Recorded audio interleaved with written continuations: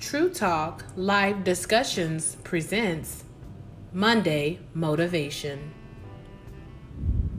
Hey, good morning, everybody. Welcome to True Talk Live Discussions. I'm your host, True Marshall, and it is Monday, June 10th, 2019. Today, I have my father with me, and we're going to talk with you guys a little bit about a Father's Day motivation. So what is it that you think you would like to let the fathers know to motivate them for this upcoming Father's Day? Well, primarily, one thing that I've recognized with the fathers, we really need fathers in this day and time like never before. And we just want to encourage the fathers, just to be there for your children and know this down the road, you'll be glad you did, because it's not only benefit the child, but down the road, it was also benefit you as well. So just do, do what you do as a father, do the best you can, and I believe without a doubt everything will be all right in the future for you. Yeah, I believe so too, Dad. And so what about like the cycles? A lot of times I think with fathers, they don't have father figures. So what about the men that are trying to be good fathers and they don't have that father figure? How do they break the cycle of not having the father figure in their life? Well, I can only tell you what happened to me. As you know, that I'm what you would classify as a fatherless child. Otherwise, I really didn't have a father there to raise me. My mother primarily raised us. And it was difficult. It was very difficult, and it affects you down the road. One of the experiences that I had, for those that know me, I used to play football when I lived in Sykeston, Missouri. And one of the things that bothered me the most was when I was on the field, I noticed that all the guys, their parents and their fathers was in the stands, and every time they make a tackle or do something spectacular, they would jump up and root for their child. And when I did something that was great, I looked up in the stand, there was nobody there for me. So that really affected me down the road. But it also, there was a positive side, because it made me feel like I would never allow my children, you all, go through the same thing I went through. And believe it or not, it does affect the child down the road. But consequently, I decided that I was not going to allow that same spirit that my father had would not go over with me and my fatherhood with my children. So I tried my best to make up for the time that was lost with my father with you all. We appreciate it, Dad.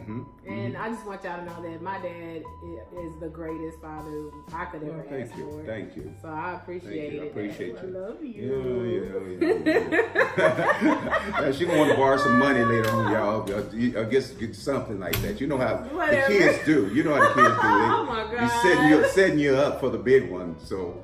But no, they're great. They're great children. They're great children. I mean, they're really my life, and my primarily this is what I live for. My family. And I think that's what all men should take on, that same responsibility. And that's the key word. I just want all the fathers to know that responsibility is a gift to your children. It's a gift, and it'll also, like I said earlier, that it will bless you down the road. One of the things we got to understand, that if we just only there for our children, be there for our children, in spite of sometimes there may be some opposition, there may be some things that you have to, hoops, if you will, to jump through to be there for your children. But be there for your children, because they need you. They need you. I was telling Trinita that I just took some information to share with the fathers that are absent from their children. And that's not a part of his or her life, and how it affects them. First of all, it said a father that's not there for their children is most likely to have some behavioral problems. And they also said a father that's absent from their children is most likely to drop out of school. They're most likely to abuse drugs and alcohol. They are most likely to commit crime. They are most likely to go to jail or prison. And most of all, which is tragic, they most likely to die in early death. So it's very important that you be there for your children. It's very important to be there, and to love them unconditionally. Regardless of what they do, still love them, be there for them. It kind of put me in the mind of a story in the Bible in Luke 15, chapter 11, verse there was a father that had two sons, and I'm sure some of you already know this story. Right. But this is the story that really turned my life around. It really, more or less, if you will, it kind of more or less revolutionized the way I thought towards men and fathers. The unconditional love this father had for his son. Of course, if you read the story, you'll notice that he had two children, two sons. Mm-hmm. And the youngest son decided that he wanted to leave the house. And of course, I often say that he wasn't even respectful to his father when he asked his father for his portion. If you know in the history of Hebrew children, when the father passed on, the oldest child get the inheritance, and then the young child, and so on and so forth. Well, this young man was not willing to wait for his time, and he, being disrespectful, not asked his father for his portion of inheritance, but he more or less demanded and said, "Father, give me." He didn't say, "Father, can you or will you," or anything of that nature. He said, "Father, give me my portion of the land or my inheritance." Mm-hmm. Which, of course, if you read the story, you know that he took the money, he went out of town, and that's just how the devil would do you. Get you away from your family and everything, so he can destroy you. Right. So he gets out of town and he spent his money riotous living. He wasted his money. You know, if you do any research, you'll find out he was dealing with prostitutes. He was telling the guys at the club, "Listen, the rounds is on me, everybody drink up." And before he realized, all his money was gone. Mm-hmm. And of course, the same people that he spent his money on when he was in need, they was not there for him. Right. And so his last resort was that he ended up being in a pig pen, feeding pigs. Yeah. And if we know anything about Hebrew children, they have no associations with pigs and swine. That's right. But that's what happens when you don't do things the right way. You'll find yourself going on a down spiral. Mm-hmm. You'll start going all the way down. Yeah. But however, this is what I'm trying to say.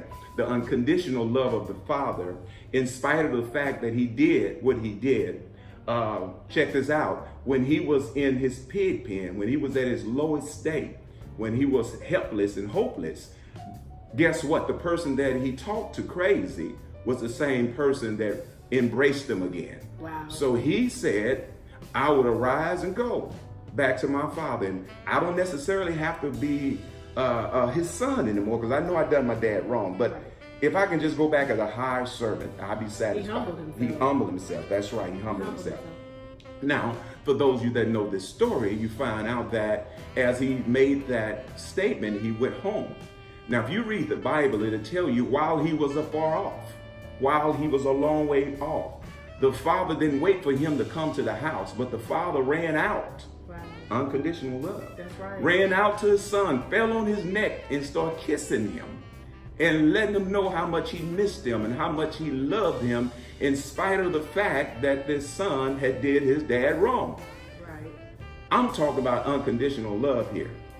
And he took his ring and put it on the boy's hand, indicating that you're part of the family. You're not a slave. You're not a servant, but you're part of the family now. That ring symbolized being part of the family.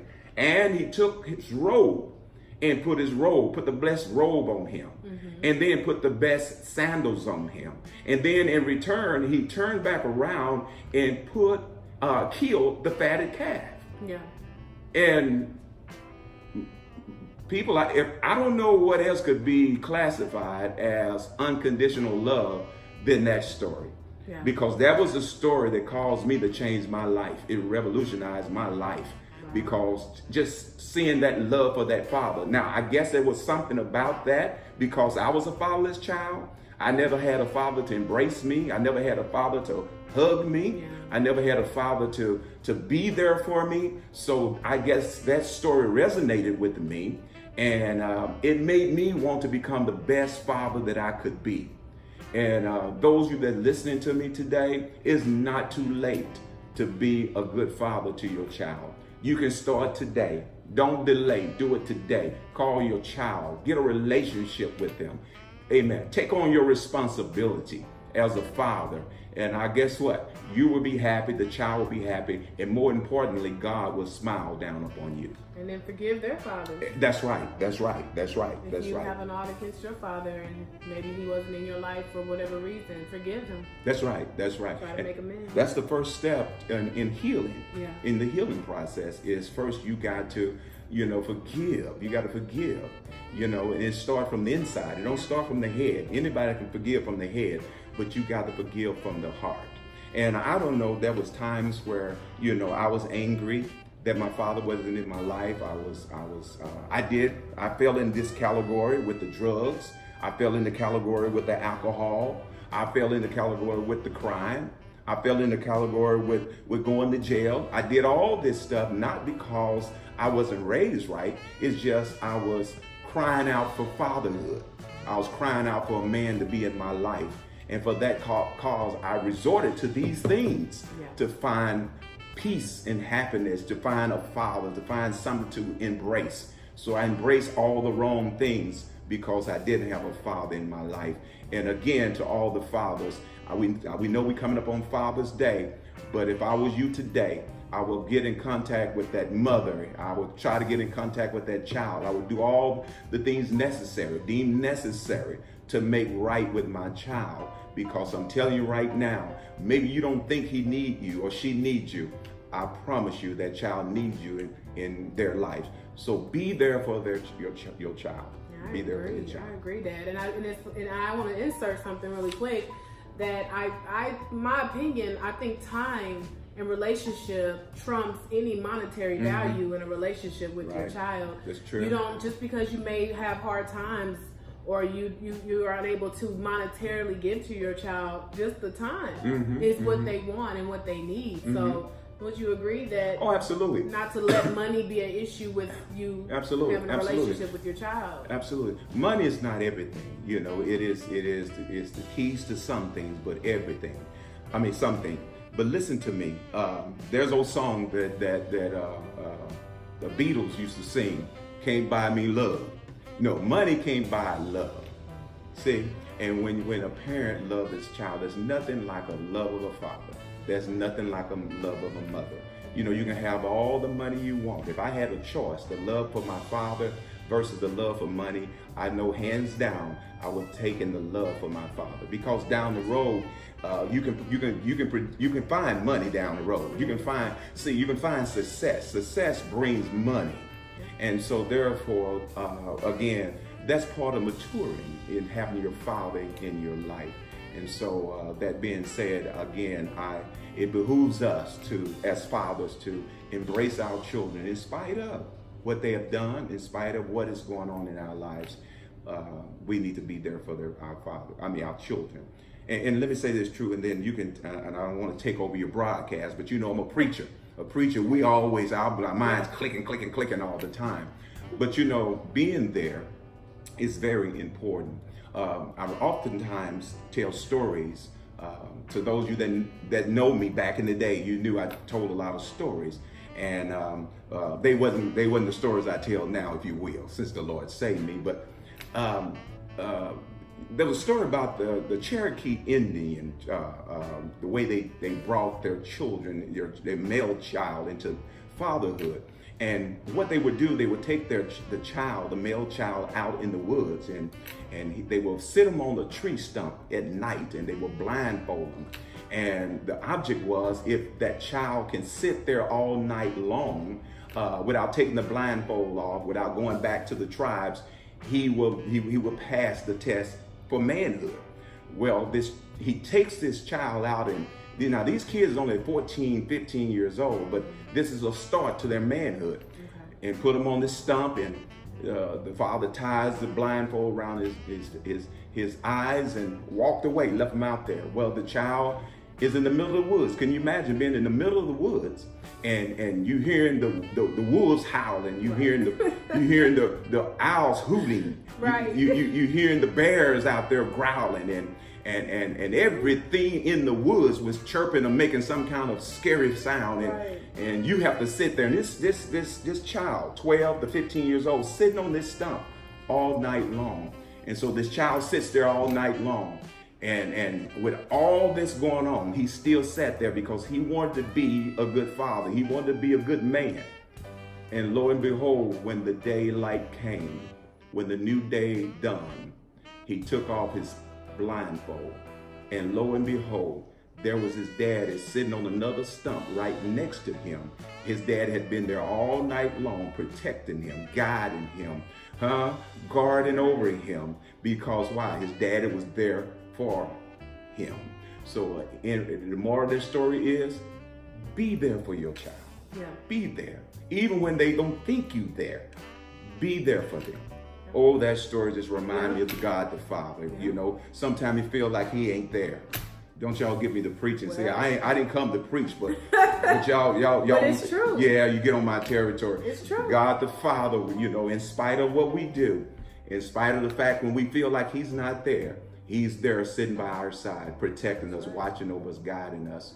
And you know what? I'm excited not only just to be a father, but it's good to be a good father. Yep. And I did all within, and I tell my children all the time, and I don't want them to think that I don't know when the Lord is going to come from me. Nobody knows when God is coming from. But I want it known that I was the best father that I could be. Now, guess what? I made some bad mistakes along the way because I didn't know how to be a father. I may not did everything right. I may not said everything right. But I promise you, I was doing the best I can do. Did the best I can do. And you know, when you do your best, that's the best. That's the best. God honors it though. He honors it. And so when I look at you, when I look at Nana, when I look at Roy and Novocaine, you all turned out to be good. You learn through your father. You learn integrity. John, my son John. Yeah. Midwest Avengers. Yeah. I'm throwing in an advertisement to the Midwest Avengers. Yeah, my son John. That's my oldest child. He lives in St. Louis. I love him with all my heart. My other twin. That's right. Yeah, down in St. Louis, Missouri. And I'll shout out to him. John, if you're watching, I love you, man. God bless you. But I did everything I can do. Yeah. I did everything I can do. So you know what? When I lay my head down for the final rest, I want to know that I left a legacy back here with my children, that I was there for them, gave them my best. You did. Gave them my best. And I can sleep. I can sleep and rest in peace. Yes, we're forever grateful. But I really enjoyed you today, Dad. And I think and I hope that someone watching for Monday Motivation will receive this information and help them in the area that they might be struggling in when it comes to their own children or their own fathers. So I appreciate you being here and sharing that wisdom with us. I'm delighted to be here. True. Yeah, you got to come back. Oh, true. Yes, I'm here with my oldest daughter. This is my elder daughter. But did y'all catch him say my legal name earlier? You're the only one to do it. Well, I have the legal, rights. I got the legal rights. Because you got to remember, those, I ain't going to tell them how long ago, but I was there when they put the name on the birth certificate. He named me, y'all. Yeah, I named her. Yeah, I did. I named her. So every once in a while I may slip and say her government. Yeah. The real name. I'm not ashamed of my name. It's easier for people to say true. Yeah. And what's my name? Your name is your real name? Yep. Trinita Trevette Marshall. That's what I named her. Trinita Trevette Marshall. So that's where we get True from. That's right. True Nita. And why is it True Nita? True Nita, because your mom name was Unita, and I put a TR in front of the Unita, and I came to this beautiful name. I married those two names, those two words, and came up with Trinita. So she almost kind of somewhat named after her mom, Unita. Yep. So that's how she got her name. I just became creative, if you will. Now you took his own. Yeah, I became creative and said, what can I name this daughter of mine? And I said, well, one day I may have a Roy Jr., so let her have something to pass her name on. So that's how it came about. That's how it came about. Yep. Mm-hmm. So there it goes. Now y'all know. For a lot of y'all that always probably wonder what my full name was, and there it is. It's coming straight from the horse's mouth, the one that was part of the creation of me.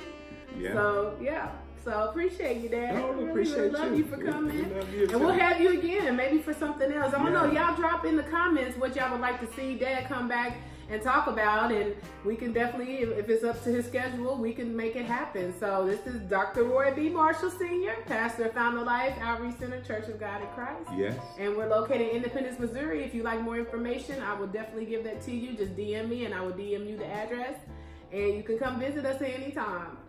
All right, so y'all, this Thursday, there will be a new True Talk Live Discussions, and we're going to talk about the battle of the mind.